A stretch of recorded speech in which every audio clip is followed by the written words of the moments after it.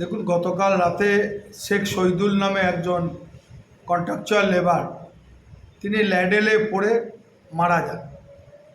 মানে গলিত লোহার মধ্যে পড়ে তার গোটা শরীর ভস্মীভূত হয়ে যায়। এবং এই ঘটনা থেকে বারবার যেটা উঠে আসছে যে বারবার দুর্গাপুর ইস্পাত কারখানার ব্লাস্ট ফার্নেসেই কেন এরকম ঘটনার পুনরাবৃত্তি ঘটছে, এবং এটা এক না একাধিকবার এই ঘটনা ঘটছে। তারপরেও ওখানকার কন্ট্রাক্টর এবং ওখানকার ম্যানেজমেন্ট সম্পূর্ণভাবে উদাসীন। প্রত্যেকবার একটা দুর্ঘটনা ঘটার পর টোকেন তার একটা এনকোয়ারি টিম হয়, এনকোয়ারি টিমের কি রিপোর্ট সেটা জনসমক্ষে আসে না।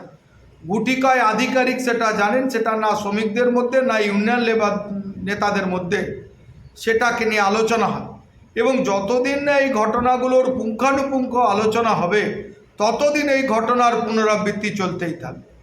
এবং আমরা অবিলম্বে চাইব শেখ শহীদুল নামে যে ছেলেটি মারা গেছে তার আর্থিক তার পরিবারকে ক্ষতিপূরণ দেওয়া হোক, এবং তার পরিবারের যেন একজনকে কাউকে দুর্গাপুর স্টিল প্ল্যান্টে কর্মসংস্থানের ব্যবস্থা করা, এবং যে কোনো মূল্যে এই ঘটনার পুনরাবৃত্তি যেন না হয়।